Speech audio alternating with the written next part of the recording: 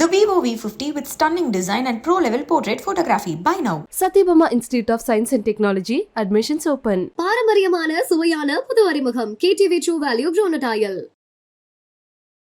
Black dress போட்டுட்டு தான் இருப்பேன் நான் புர்கால வருவேன். நீங்க முஸ்லிம்? ஆமா. புர்கான கண்ணு மட்டும் தான் தெரியுமா? கண்ணு மட்டும் தான் தெரியும். கண்ணு மட்டும் பார்த்தா லவ் பண்ணீங்க? எல்லாம் சம்பாதிச்சுதான் இருந்தோம் துபாயில. வேர்வை சிந்தி எல்லாமே ரத்தம் சிந்தி அங்க சம்பாதிச்சு இங்க வந்து ஒரு தங்கச்சியா ஒரு இதுவா செஞ்சு ஒண்ணுமே பிரயோஜனம் இல்லாம இன்னைக்கு கேக்குறாங்க இவ்வளவு காலம் கடந்த பிறகு நீ என்ன செஞ்சிட்ட, நான் என்ன வாழ்ந்துட்டேன். மாமியார் வச்சிருக்கிற நகையெல்லாம் அடமானம் வச்சு இவ்வளவு காணும் சீட்டு கொடுப்பாங்க. எங்க மாதிரியே 1.25 கோடி கொடுத்தோம் நான் சேர்த்து வச்சது. ரோட்ல பாத்துறாங்கன்னா அப்படி சாபம் விடுவாங்க மண் எடுத்து. உங்களை எப்படி உங்க குழந்தைய பெத்துக்க கூடாதுன்னு சொன்னாங்க? என் பொண்ணுங்களுக்கெல்லாம் அவளி உனக்கு மட்டும் உடனே ஆயிடுச்சா, எப்படி ஆயிடுச்சு, இப்படிதானா ஆச்சு இல்ல வேற ஏதாவது ஆச்சான்னு கேட்டாங்க. இப்படி ஒரு மாமியார் கேட்ட கேள்விக்கு நம்ம கலைக்காம என்ன பண்ணுவோம். இந்த ₹1 கோடி பணம் போன உடனே நான் படுத்துட்டேன். Full TET. எனக்கு ஒரு ட்ரெஸ் கூட போட முடியாது. ஜிஹெச்சுக்கு மாத்திரம் போதே இவர் சொன்னாரு என் தங்கச்சிக்கு போன் பண்ணு. உடனே போன் பண்றேன் தங்கச்சிக்கு, நான் வரணுமா, இதுதான் கூட்டு குடும்பமா? பணம் இருந்தாதான் மதிப்பு, எல்லாமே சுயநலம். நீங்க கம்ப்ளைண்ட் கொடுத்து இப்ப அது போயிட்டு இருக்கா? நான் கலெக்டரை போய் பார்த்தேன். எப்படிமா ஃப்ரீயா இது பண்ண முடியும், என்னம்மா நீங்க எல்லாம் வரீங்க அப்படின்னு கேக்குறாங்க. உடம்பு சரியில்லை ஆன பிறகு என்ன வண்டி பார்க்க விடுறது இல்லை. அவன் வந்து கல்ல தண்ணி வரக்கூடாது.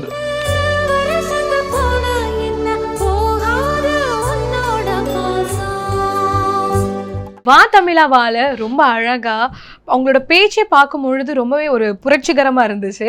ஸோ நம்மளுடைய மகாலட்சுமி அவர்களும் அவங்களுடைய கணவர் சிவசங்கர் அவர்களும் வந்திருக்காங்க. வணக்கம்.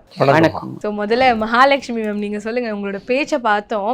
அந்த நாங்க இறந்ததுக்கு அப்புறம் எங்களோட பாடியே வீட்டுக்கு வரக்கூடாது, நாங்க எங்களோடது அப்படியே டாக்டர் படிக்கிற ஸ்டூடெண்ட்ஸ்க்கோ இல்லை அந்த உடல் உறுப்பு அப்படியே தானம் பண்ணிடுங்க உடலேன்னு சொல்றது ரொம்ப கஷ்டமாவும் இருந்துச்சு. இல்லம்மா, அது நான் அவங்களுக்காக பிரயோஜனப்படட்டும். இது மாதிரி நம்ம பல சடங்குங்க செஞ்சு பல கஷ்டப்படுறதை விட அவங்க வந்து ஒரு பல கோடி ஆயிரம் பேருங்களுக்கு மருத்துவம் பார்க்குறவங்க, அவங்களுக்கு ஒரு ப்ராக்டிஸ்க்காவது நான் அவங்களுக்கு உபயோகப்படணும் தான் எங்கள் 2 பேருடைய கொள்கையும் கூட. அது மாதிரி தான் எங்கள் மனசும். ஏன்னா உறவுங்கள்லாம் சும்மா வேஷம்தான். இது சும்மா வாழ்க்கையில் வேஷத்துக்காக இந்த உறவு அதெல்லாம் வச்சுருக்காங்க. நீங்கள் எப்பவுமே நல்ல ஆக்டிவிட்டிவாக பணம் வச்சுட்டு இருந்தால் தான் உறவு உங்களோட ஒட்டிட்டு இருக்குமே கண்டி. உங்களுக்கு சொத்து சுகம் இல்லைன்னா கூட வரவே வராது. ஏதாவது இருக்கணும். உங்கள் சாகும்போது கூட உங்கள் கையிலேயே இருந்தால் தான் உங்களை சுற்றி 1000 பேர் சொந்தமும் இருக்கும், எல்லாமே இருக்கும். எதுவுமே இல்லைன்னா நமக்கு வந்து எந்த மரியாதையுமே கிடைக்காது. அதை விட நம்ம வந்து ஒரு உடல் தாரமாவது நம்ம பண்ணி நம்மளால முடிஞ்ச புண்ணியம் நம்ம எவ்வளோ செஞ்சிருக்கலாம். கண்ணுக்கு தெரிஞ்சு செஞ்சிருக்கலாம், செய்யாமல் தெரிஞ்சிருக்கலாம். அதுதான் நம்மளை வாழ வைக்கும் எந்த குறையும் இல்லாமல். அதை மாதிரி நம்ம மற்றவங்களுக்கும் இந்த உடல் உறுப்பு தானத்தில் நாங்கள் ரொம்ப சந்தோஷமாக செய்கிறோம். அது இப்போ நீங்கள் சொல்லும் போது ரொம்ப பெரிய விஷயம். ஆனால் இந்த ஒரு சூழ்நிலைக்கு நீங்கள் தள்ளப்பட்டிருக்கீங்களோன்ற ஒரு கேள்வியும் இருக்குல்ல. அது இங்கே துபாயில் வந்து நல்லா சம்பாதிச்சுதான் இருந்தோம் துபாயில். இங்கே அப்பா அம்மா உடம்பு சரியில்லைன்னு சொல்லி வந்தோம். வந்து எத்தனை வருஷம் இருக்கு நீங்கள்? வந்து ஒரு 10-12 வருஷத்துக்கு மேலே இருக்கும் வந்தோம். அப்போ எங்ககிட்ட நல்ல பணம் நல்லா இருந்தது. சரின்னு சொல்லி இப்போ என் கூட பிறந்தவங்க கிட்டத்தட்ட 4, ஒரு அக்கா, 3 தங்கச்சி, ஒரு தம்பி எல்லாம். இப்போ எங்கள் அப்பாவுக்கு எந்த ஒரு வருமானம் கிடையாது. 84 ரிட்டையர்டு. நான் 1980 நான் போயிட்டேன் துபாய்க்கு. துபாயில் போயிட்டு கிட்டத்தட்ட நான் கஷ்டப்பட்டாங்க. அது ஆரம்பத்தில் ரொம்ப கஷ்டப்பட்டேன். அப்புறமேட்டு ஒரு இம்ப்ரூவ் ஆகின பிறகு 85 இவ்வளோ கல்யாணம் பண்ணேன். அப்போ நான் 79 லவ் இருந்தது. 85 தான் இவ்வளோ கல்யாணம் பண்ணேன். அந்த கல்யாணம் பண்ணதுக்கப்புறம் வீட்டில் பெரிய பிரச்சனை ஆயிடுச்சு. அக்கா தங்கச்சிகளை நீ எப்படி இது பண்ணுவேன்? வீட்டில் சொல்லி கல்யாணம் பண்ணீங்களா இல்லை எப்படி? ஃபஸ்ட்டு நான் சொன்னேன் வீட்டில், இது மாதிரி நான் பண்ணியிருக்கேன், நல்லா பண்ணக்கூடாது, நாங்கள் பார்த்து பண்ணுவோம், இல்லைன்னா பசங்களாம் கட்டி கொடுக்க முடியாது, அப்பா இது மாதிரி ஆகிட்டாரு, கட்டி கொடுக்க முடியாது சொல்லியிருந்தாங்க அம்மா. நான் சொன்னேன் உங்களுக்கு என்ன தேவை நான் செய்கிறேன், என் விருப்பப்படி நீங்கள் விட்டுருங்க. அப்போ ஒரு தங்கச்சியாக கல்யாணம் பண்ணி ஒரு 2 வருஷம் அங்கே வேலை செய்கிறது, நம்ம சேர்த்து வைக்கிற பணம் கடங்கிடம் வாங்கிட்டு வந்து ஒரு தங்கச்சிக்காக சீர் செய்யணும், அவங்களுக்கு ஒரு தடவையும் முறை செய்யணும். அதுக்கப்புறமா ஒரு வருஷத்தில் குழந்தை பெற்றுருவாங்க, அந்த குழந்தைக்கு முறை செய்யணும். அதுக்கு அடுத்து ஒரு குழந்தை பெறுவாங்க, அதுக்கும் சீர், அதுக்கும் கோல்டு கீல்டு எல்லாம் போட்டு முறை மாதிரி எல்லாமே செய்யணும். எல்லாம் எல்லாம் கன்னியாதானமாக தான் செஞ்சேன். இப்போ முதல்ல நீங்க 2 பேரும் எப்படி வந்து லவ் பண்ண ஆரம்பிச்சீங்க? அந்த காதல் கதையில இருந்து ஆரம்பிப்போமே. நாங்க பார்த்தது வந்து எங்க சித்தி வீட்டு எதிரில் தான் இவங்க வீடு இருந்தது. இப்போ தூரமாக தான் நான் பிளாக் ட்ரெஸ் போட்டுட்டு தான் இருப்பேன், நான் புர்கால வருவேன். ஆனால் நான் பார்த்தது இல்லை. ஆமா, புர்கால கண்ணு மட்டும் தான் தெரியுமா? கண்ணு மட்டும் தான் தெரியும். கண்ணு மட்டும் பார்த்தாலும் பண்ணீங்க. ஓகே. அது அப்போ கூட நம்ம பாக்குறது இல்லையே, பண்ணு கூட அப்போ கூட எப்படியாவது எங்க சித்தி கிட்ட ஃப்ரெண்ட்ஷிப் பண்ணி வீட்டுக்குள்ள வர்றது வந்து பாக்குறது. ஆமா. எப்போ உங்களோட ஃபேஸை முதல்ல பாத்தீங்க? அதுக்கப்புறம் விட்டு ஒரு 6 வருஷம் 6 மாசம், அதுக்கப்புறம் விட்டு ஆட்டோமேட்டிக்கா கண் உடம்பு. அவரே தான் எனக்கு வெளிநாட்டு வேலைக்கு வாய்ப்பு வந்திருக்கு, நான் போக மாட்டேன், நான் எனக்கு ரொம்ப வருத்தமா இருக்கு, எனக்கு எந்த வீட்டில் வரைக்கும் எல்லாம் தட்டில் சாப்பாடு போட்டு தருவாங்க, நான் வெளிநாடு போகலன்னா என் தங்கச்சிங்களை கரை சேர்க்க முடியாது, உன்னை பார்க்க முடியாது, நான் போகலன்னு ஒரு நாள் கூப்பிட்டு வச்சு பேசி அழுதாரு. நான் சொன்னேன், இல்லை வேண்டாம், நம்ம காதலுக்காக அந்த பாவம் வேண்டாம், நீ போய் வேலை செஞ்சு எல்லாரையும் காப்பாற்றி எல்லாருக்கும் கல்யாணம் பண்ணி கொடு, குடும்பமும் ஒரு நல்ல பொசிஷனில் வரணும் அப்படின்னு நான் தான் அவருக்கு அட்வைஸ் பண்ணி ஃபர்ஸ்ட் டைம் நான் அனுப்பி வச்சது. இப்போ அந்த டைம்ல எல்லாம் ரொம்ப ஸ்ட்ரிக்டா இருந்திருப்பாங்களா அப்பா அம்மாலாம்? உங்களை விட்டு அங்களா பேசுறதுக்கோ இல்லை இந்த மாதிரி காதல் அதெல்லாம் விடவே மாட்டாங்க, யாருக்குமே தெரியாது, எல்லாமே மறைமுகமா பேசுறது தான் நம்ம. அப்போ பேசும்போது கூட எப்படியோ நியூஸ் போயிட்டு எங்க பெரிய அண்ணன் ரொம்ப பெல்ட் எடுத்து அடின்னு அடிச்சாரு. அவங்க கூட பேசக்கூடாது, அவங்க வேற ஜாதி, அவங்க எல்லாம் சரி கிடையாது, அப்படி ஒரு மட்டமா சொல்லுவாங்க இல்லையா, அந்த மாதிரி சொல்லி அடிச்சாரு. அப்போ எனக்கு என்ன பண்ணுறதுனே தெரியல, எனக்கு அதுக்கு என்ன பதில் பண்ணுறதுனே தெரியல, என்ன நான் அழுதுட்டு தான் உட்காந்துருந்தேன். ஒரு நாள் பிடிச்சி இப்படிட்டு நான் சொன்னேன், நீ உனக்கு எந்த கஷ்டமும் கொடுக்க மாட்டேன், நான் கல்யாணம் பண்ணி இன்னைக்கு இறங்கிட்டேன்னா கூட அவர் அடுத்த நாள் செத்துட்டா கூட உன் வீட்டு வாசப்படி மிதிக்க மாட்டேன்னு தான் நான் சொன்னேன். எனக்கு அந்த மெயின்ல எப்படி வந்ததுன்னு தெரியல. அப்படின்ன உடனே அப்படியே பெல்ட்டை போட்டாரு, அதோட அடிக்கிறதும் விட்டுட்டாரு அவர். இப்போ அந்த மாதிரிலாம் 10 வாட்டிக்கு மேலே பெல்ட்டால் அடிச்சுட்டே இருக்கும் போது நீங்கள் இவரும் இங்கே இல்லை, துபாயில் இருக்கிறாரு, உங்களுக்கு எந்த ஒரு இது வந்து இவரை விட்டுறவே கூடாது, இவரை தான் பிடிச்சிக்கணும், சரி அடிக்கிறாங்களே? அப்போ வந்து அந்த மாதிரி ஒருத்தர் விரும்பிட்டு நம்ம அடி வாங்கும்போது இன்னும் வந்து மனசு நமக்கு ஸ்ட்ராங் தான் ஆகுமே கண்டி, ஐயோ இதை விட்டுட்டு நம்ம அவங்க சொல்ற மாதிரி இதுவாயிடணும் அப்படியெல்லாம் நமக்கு வந்து மனசுல படியாது. நான் 82ல் வந்தேன், ஒரு வாட்டி 80ல் போனேன், 2 வருஷம் கழிச்சு நான் வந்தபோது இந்த மாதிரி பிரச்சனை நடந்தது. அப்போ நான் வீட்டுக்கு போயிட்டு பேசியிருந்தேன். அப்போ உடனே பிரச்சனை இல்லை, நல்லா இருக்குன்னு சொன்னாங்க. செகண்ட் டைம் வந்து 85ல் வந்தேன். உடனே நான் கல்யாணம் பண்ணிட்டேன், திருத்தணியில் போய் கல்யாணம் பண்ணிட்டேன். எடுத்த உடனே நம்ம வந்து காதல் திருமணம் இதை மாதிரிலாம் பண்ணிட முடியாது, அதை சட்டப்படி பண்ணாதான் நமக்கு செல்லும். நம்ம வந்து ஆரிய சமாஜில் போய் அந்த கன்வெர்ட் ஆனாதான் மதம் மாற்றம். ஆமா, மதம் மாற்றப்பட்டான் ஆரிய சமாஜ்ல. அப்புறம் தான் உங்க பேர் மகாலட்சுமி. ஆமா, அதுக்கப்புறம் மெஹருனிசா என் பேர். மகாலட்சுமியா மாறின பிறகு அந்த சர்டிபிகேட் வச்சுதான் நம்ம திருத்தணியில கல்யாணம் பண்ணணும். இல்லைன்னா அதெல்லாம் இல்லைன்னா எடுக்க மாட்டாங்க, கோவில்லையும் எடுக்க மாட்டாங்க, நிறைய சட்டங்கள்லாம் செல்லாம ஆயிடும், பாஸ்போர்ட் எடுக்க முடியாது, நம்ம எல்லாமே வேணும். ஆனா உங்களுக்கு ஒரு என்ன ஏதாவது இருந்துச்சாமா? ஏன்னா இப்போ இவருக்காக நம்ம மதமாற்றம் பண்ணணுமா? ஏன்னா நீங்க அது வரைக்கும் முஸ்லீம் அப்படிங்கிற உங்களுக்கான ஒரு கொள்கைகளோட இருந்திருப்பீங்கல்ல, காதலுக்காக நீங்க மதமாற்றம் பண்ணீங்களா? இல்லையே, அவங்க வந்து 4-5 தங்கச்சிங்களோட இருக்காங்க. அப்போ அவர் மாறினாருன்னா அவங்களுடைய குடும்பமே பல பேரால பேசப்படும். இப்போ நம்ம மாறணும்னா ஒன்றும் பிரச்சனை கிடையாது, நம்ம அன்பு தான் நமக்கு கெளிக்கும். என்னைக்கும் நமக்கு விட்டு கொடுக்குற தன்மை அவங்களுக்கு வரும், நம்மளை பார்த்துக்கணுன்ற அவ்வளோ விட்டு வந்திருக்காங்களேன்ற ஒரு பெருந்தன்மை வரும் அவங்களுக்கும். நம்ம அந்த நேரத்தில் போய் நீ இல்லை நான் இல்லைன்னு சொல்லக்கூடாது. அதை நம்ம விட்டு கொடுத்தோன்னா நம்ம கெட்டு போக மாட்டோம், என்னைக்கும் நல்லா இருப்போம். நீங்க அப்பவே அவங்க தங்கச்சிங்க எல்லாருக்காக யோசிச்சிருக்கீங்க.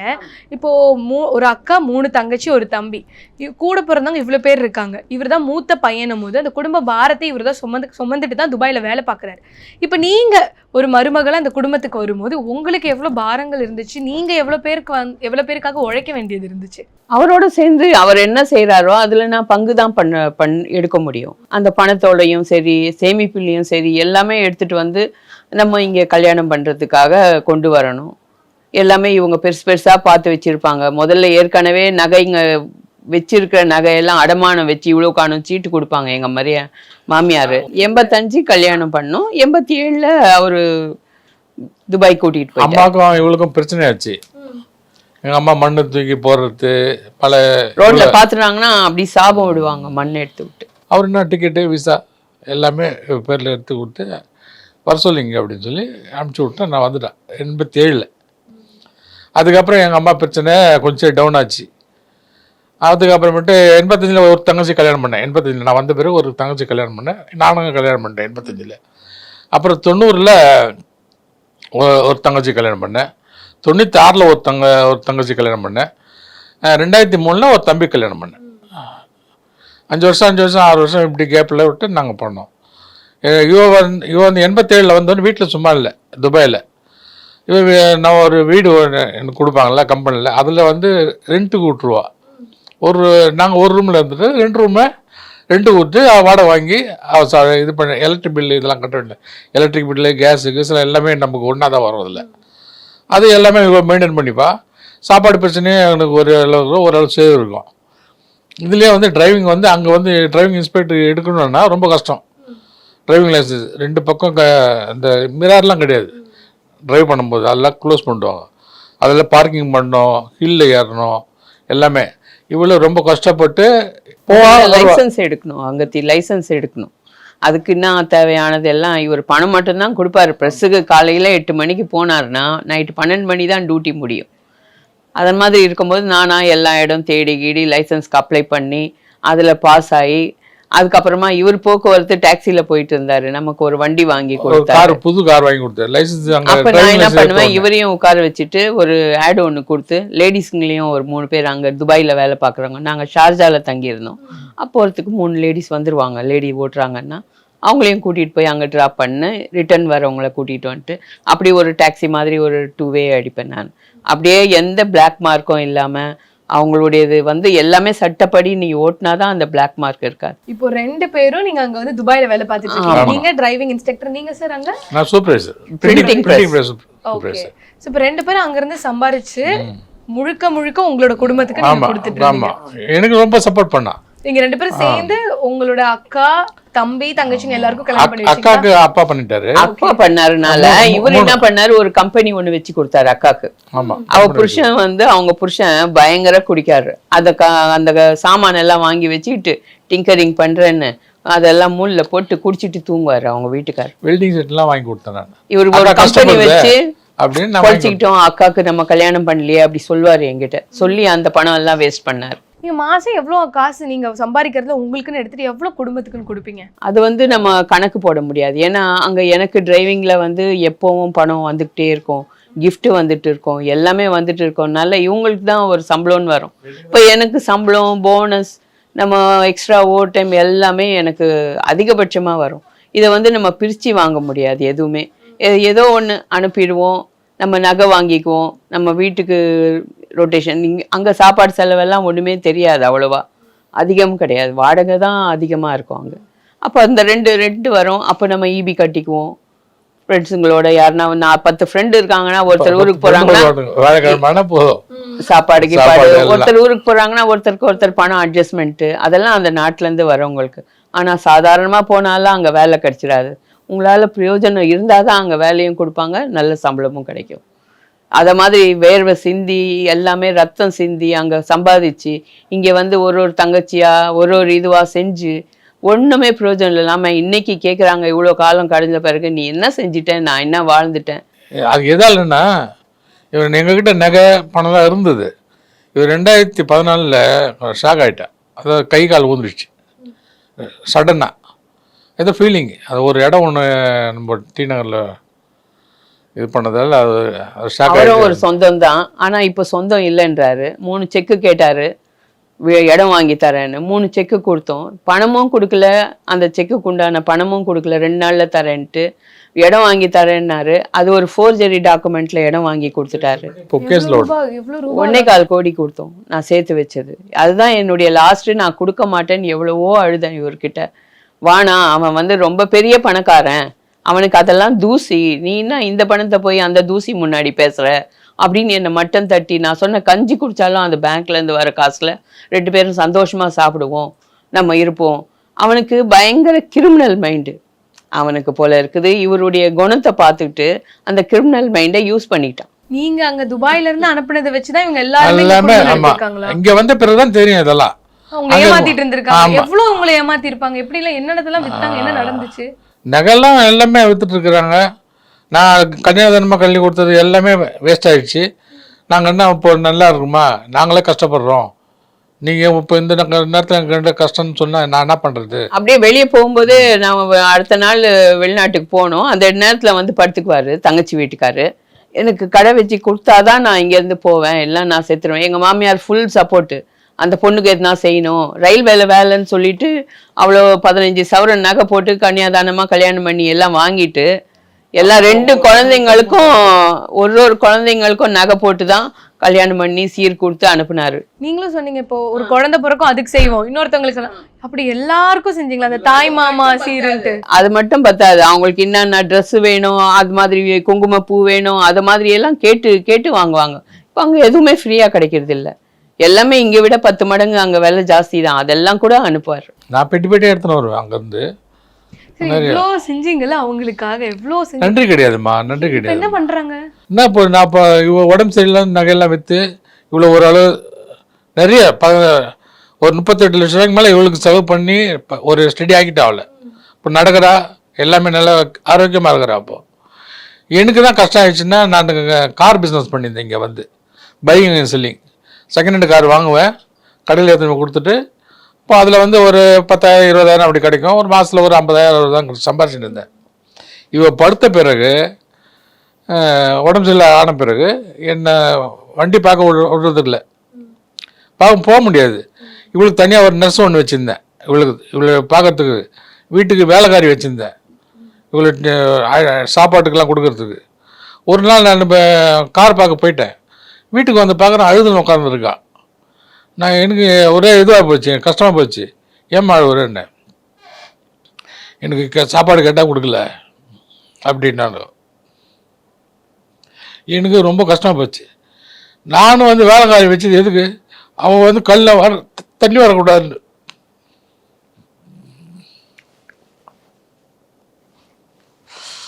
அவன் கல்லில் தண்ணி வந்து எனக்கு என்ன பண்ணுறது ஒன்றும் புரியல. சரி, உடனே வேலைக்காரி நிப்பாட்டேன், அவங்களுக்கு நர்ஸ் வச்சுருந்தேன், அவளையும் நிப்பாட்டேன். நானே பார்த்துருந்தேன். பார்த்துட்டு ஓரளவு இவ்வளோ எப்படியா நடக்க வைக்கணும் முயற்சி பண்ணிட்டேன். சரி அழாதீங்க சார். ஆனால் நீங்கள் தான் இப்போ அவங்கள நல்லபடியாக கொண்டுட்டு வந்துட்டீங்களே. அவரு உங்க கண்ணில் தண்ணி பார்த்து உங்களுக்கு முடியலன்ட்டு அவர் அவ்வளோ ஃபீல் பண்றாரு. அது அவர் வச்சு வேற யாருமே பார்க்க மாட்டாங்கம்மா. நம்ம கோடி ரூபாய் கொடுத்து சீர்வரிசை கொடுத்து பண்ணாலும் தொடச்சு விடுங்க அவருக்கு. இந்த அழுவாரு. இல்லை அழுவல. இப்ப இருக்கிறதுக்கு ஆனந்த கண்ணீர் அவருக்கு. எவ்வளவுதான் நம்ம சீர் பண்ணி கல்யாணம் பண்ணா கூட நம்ம இருக்க முடியாதுமா. இது மாதிரி ஒரு அன்பு கிடைக்காது. இதெல்லாம் காதல் திருமணத்துலதான் உனக்கு கிடைக்கும். ஐயோ, இப்படி ஒரு காதலை பார்த்ததே இல்லையே அப்பா. எப்படி அவங்க இப்ப நல்லா இருக்காங்கல்ல? ஐயோ, எப்படி அழுவாரு. சாப்பாடு எப்போ ஏஞ்சி வந்து போடுவேன்னு அழுவாரு. என்னால இப்படி கொஞ்ச நேரம் உட்காருமே படுத்துருவேன். என்னால அவ்வளவு நடக்கவே முடியாது. அப்படி தூக்கி வச்சு வா நீ வா கேரளா போலாம் அப்படின்ட்டு கேரளா போனோம்.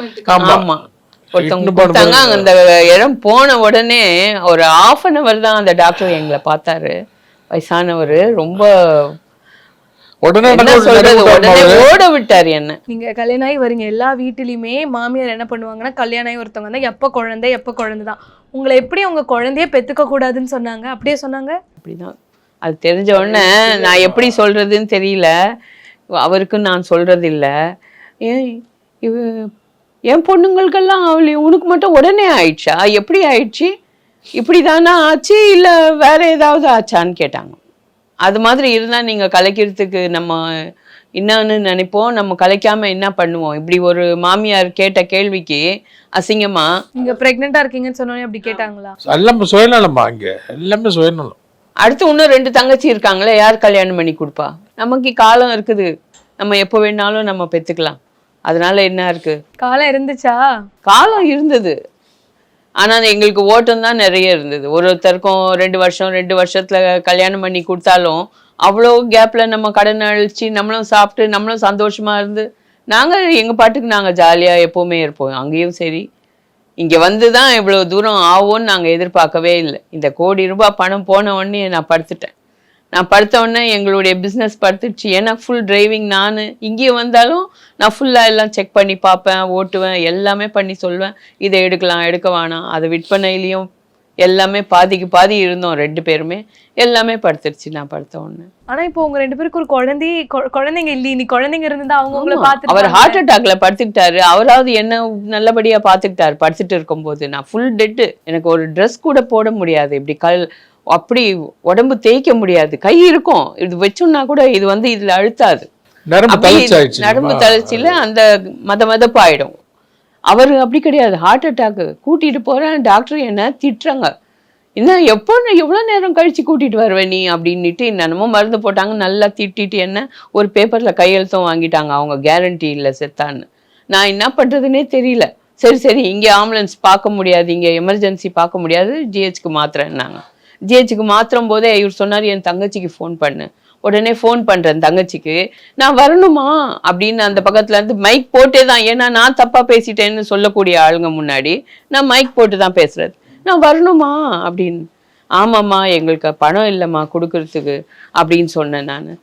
சரி நான் பார்க்குறேன் வரேன்னு கூட வரல வாயில. சரி ஆம்புலன்ஸ்ல போய் சேர்த்து இறக்கிட்டோம். எங்களை எமர்ஜென்சில அங்க படுக்க வச்சுட்டாங்க. ஆம்புலன்ஸ்காரன் நிக்கிறான் என்னை பார்த்து. என்ன பண்ணணும், நம்ம எதுனா கொடுக்கணும் இல்லையா ஆம்புலன்ஸ்க்கு? ஆம்புலன்ஸ் ஃப்ரீ தான் சொன்னா கூட நம்ம கடமைக்கு எதுனா கொடுக்கணும்னு அவங்க நிற்கும் போது நான் கையெடுத்து கும்பிட்டேன். அப்பா எனக்கு பிள்ளை இல்லைப்பா, எங்களுக்கு தோள் கொடுக்க பிள்ளை இல்லைப்பா, அவரும் படுத்துட்டார், நான் என்னப்பா பண்ண. கவலைப்படாதீங்கம்மா நான் இருக்கிறேன் அந்த ஆம்புலன்ஸ் பையன் சொன்னார். நான் இருக்கிறேம்மா, நான் ஒன்றுமே கேட்கலம்மா, நீ கையெழுத்து மட்டும் நோட்டில் போடுமான்னு ஒரு நோட் எடுத்துன்னு வந்து கையெழுத்து வாங்கிட்டு போயிட்டாரு. அடுத்த நாள் எனக்கு ஃபோன் பண்ணியும் கேட்டார் அந்த பையன் எப்படி இருக்கீங்கன்னு. ஆனால் தம்பிக்காரனுக்கு தெரியும், மற்றவங்க உடனே வந்து யாரும் பார்க்கல. ஏன்னா அவங்க காரியம் சுயநலம் எல்லாமே முடிஞ்சிடுச்சு. அப்படி நடந்துக்கிட்டாங்க. அது நல்லதா? கூட்டு குடும்பத்தில் இதெல்லாம் நல்லதா? இதுதான் கூட்டு குடும்பமா? துபாயில இருந்து வந்து ஒரு 10 வருஷம் இருக்கும். நீங்க வந்ததே அப்பா அம்மா உடம்பு சரியில்லை, அவங்களுக்காக தான் நீங்க இங்க வரீங்க. அவ்வளோ நாளும் அவங்கள பார்த்துட்டீங்க. இப்ப 45 வருஷமான்றீங்க. உங்க வாழ்க்கையே 2 பேரும் அவங்களுக்காக அர்ப்பணிச்சிட்டீங்க. இன்னைக்கு ஒருத்தவங்க கூட அட்லீஸ்ட் அவங்க பிள்ளைங்களோ யாருமே ஒருத்தவங்க கூட உங்களுக்காக நிக்கலையா? கூட யாருமே பாத்துக்கலையா? இல்லையே. அவங்க தங்கச்சி வரல. இவர் ஹார்ட் அட்டாக் படுக்கும் போது பையன் வரான். இவரை பார்த்துட்டு ஏன் இவரை இங்கே சேர்த்து வச்சிருக்கீங்க, உங்களுக்கு உடம்பு சரியில்லாத போது அவர் பெரிய ஹாஸ்பிட்டல்ல எல்லாம் பார்த்தாரு, சிம்ல அங்கெல்லாம் பார்த்தாரு. நீங்க ஏன் இங்கே உட்கார வச்சிங்க? ஏன்பா இப்போ எங்க சூழ்நிலை என்னமோ இங்கே நாங்கள் வந்துட்டோம் அப்படின்னு சொன்னா. அப்போ சரி இந்த டிஸ்சார்ஜ் ஆகிட்ட பிறகு எங்கள் வீட்டுக்கு கூட்டிகிட்டு வராதிங்க, எங்கள் அம்மாவே ஒரு தண்டசோர் மாதிரி இருக்குது, இவரையும் நான் தண்டசோர் போட முடியாது, எங்கள் வீட்டுக்கு கூட்டிகிட்டு வந்துடாதீங்கன்னு சொன்னோம். சொந்த தங்கச்சிங்களுக்கு இவ்வளோ கஷ்டப்பட்டு கல்யாணம் பண்ணி கொடுத்து அந்த பையன் இங்கே வந்து நமக்கு சொல்றது வார்த்தை இது கரெக்ட் தானா? இல்லை, இது வந்து அவங்க பண்றதெல்லாம் எவ்வளோ பெரிய பாவம்னு அவங்களுக்கு தெரியுதான்னு எனக்கு தெரியல. இல்லை அனுபவிப்பாங்க. என்னுடைய சாபமே அனுபவி வயிறு எரிச்சல் இருக்கு இல்லையா, அதுதான் அனுபவிப்பு. இப்போ சாப்பாடுக்கு உங்களோட ஒரு நாளைக்கு என்ன அப்படின்னா ஃப்ரெண்ட்ஸ் அது மாதிரி தான் ஃப்ரெண்டுங்கிட்ட ஃபோன் பண்ணுவேன், இது மாதிரி 1000 கூட 2000 ஏதாவது தேவைன்னா இன்னும் பேங்க்ல உங்களுக்குன்னு சேவிங்ஸோ இல்லை மாசம் வர மாதிரி எல்லாமே எடுத்து கொடுத்துட்டேன். நம்ம 1.25 கோடி அப்படி பண்றானே அவன் பல கோடியில நீலாங்கரையில பங்களா வாங்கிட்டான். நீங்க கம்ப்ளைண்ட் கொடுத்து இப்ப அது போயிட்டு இருக்கா? நான் கலெக்டரை போய் பார்த்தேன். அந்த கோர்ட்டுக்கு போ இந்த கோர்ட்டுக்கு போன்றாங்க, அங்கெல்லாம் காசு வாங்க மாட்டாங்க. நான் அந்த கோர்ட்டுக்கு போனாலும் அந்த ஃப்ரீ முதியோர் கோர்ட்டுக்கு போனா கூட எங்களுக்கு வக்கீல் வேணா எப்படிம்மா ஃப்ரீயா இது பண்ண முடியும், மீதியெல்லாம் எப்படி யாருமா கொடுப்பா, என்னம்மா நீங்கெல்லாம் வரீங்க அப்படின்னு கேக்குறாங்க. இப்போ உங்களுக்கு வந்து என்ன ஒரு உதவி வேணும் உடனே? எங்களுக்கு நடைமுறைக்கு எங்களுக்கு இவ்வளவு மாசமா நாங்க வாடகை தரல, அது எங்களுக்கு கொடுக்கணும். எங்களுக்கு யாராவது எங்களுக்கு வீடு வாடகை கொடுக்க முடியல. ஓனர் டிஸ்டர்ப் பண்ணலன்னாலும் அவங்க வந்து இந்த பணம் கேஸ் முடிஞ்சு வரோன்ற ஒரு நம்பிக்கையில அவங்க இருக்கிறாங்க. டிஸ்டர்ப் ஒன்றும் கிடையாது. அவங்களுக்கு நாங்க அந்த மாதிரி தான் அவங்களுக்கு சொல்லியிருக்கோம். இது எப்படியும் வந்து ஆகணும், வரும். அதனாலதான் அது வரைக்கும் எங்களை யாருன்னா பாதுகாத்தாலோ இல்ல வீடு கொஞ்சம் கொடுத்தாலோ இதை மாத்தி நம்ம அங்க இருக்கலாம். இல்லைன்னா இவங்களுக்கே கொஞ்சம் வாடகை கொடுத்துட்டோம்னா அவங்க கொஞ்சம் ஸ்டாப் ஆயிடும். வருமானமும் வேற எதுவும் இல்லை, வேற எதுவும் கிடையாது. இப்போ நீங்க 2 பேரும் பல பேருக்கு உதவி பண்ணிருக்கீங்க. இது எல்லாத்தையும் தாண்டி இவ்வளோ கஷ்டங்களை தாண்டி உங்க 2 பேரோட காதல் தான் இப்போ உங்க 2 பேருக்கு ஒரு பெரிய துணையா இருக்குன்னு தோணுது. கண்டிப்பா கண்டிப்பா. நீங்க நிறைய பேருக்கு எடுத்துக்காட்டு. நீங்க கவலையப்படாதீங்க, கண்டிப்பா இந்த இன்டர்வியூ பார்த்துட்டு உங்களுக்கு உதவுவாங்க. லவ் பண்ணிட்டு கொஞ்ச நாள் இருந்துட்டு அதுக்கப்புறம் டைவர்ஸ் போறதுல ஒரு பிரயோஜனம் கிடையாது. லவ்னாலே நம்மளை நம்பி வந்துட்டாளா, லாஸ்ட் வரல அவளை உயிருக்கு போறவரை காப்பாற்றணும். மனம் இருந்தால் தான் மதிப்பு. சின்ன வயசுலயே நீங்களாம் துபாயில் அப்படிலாம் கிடையாதுப்பா. யாரும் சீட்டிங் பண்ண மாட்டாங்க, ஹெல்ப் தான் பண்ணுவான். ஆனா இங்கே வந்து இந்தியாவில் வந்து அப்படி கிடையாது. கொஞ்சம்னா கூட நம்மள 5 நிமிஷத்துல ஏமாத்திடுவாங்க. நம்பிக்கை துரோகி நிறைய இருக்கான் இங்கே. உங்க 2 பேருக்கு நடந்தது பெரிய துரோகம் தான். அந்த துரோகம் பண்ணவங்களுக்கெல்லாம் வந்து என்ன நடக்கணுமோ அது நடந்துக்கிட்டோம். ஆனா கண்டிப்பா உங்க 2 பேருக்கும் உதவுவாங்க மக்கள், நான் நம்புறேன். நீங்க 2 பேரும் இன்னும் ஹெல்த்தியா இருக்கணும், சந்தோஷமா இருக்கணும்னு சொல்லி எனக்கு தெரிஞ்ச கடவுள்கிட்ட நானும் வேண்டிக்கிறேன். Thank you, இந்த thank you, interview thank you. கொடுத்ததுக்கும் ரொம்ப ரொம்ப நன்றி. Thank you, ரொம்ப thank you, thanks. ma'am. The Vivo V50 with stunning design and pro-level portrait photography. Buy now. Satyabama Institute of Science and Technology. Admissions open. பாரம்பரியமான சுவையான புது அறிமுகம் KTV True Value Bronatile.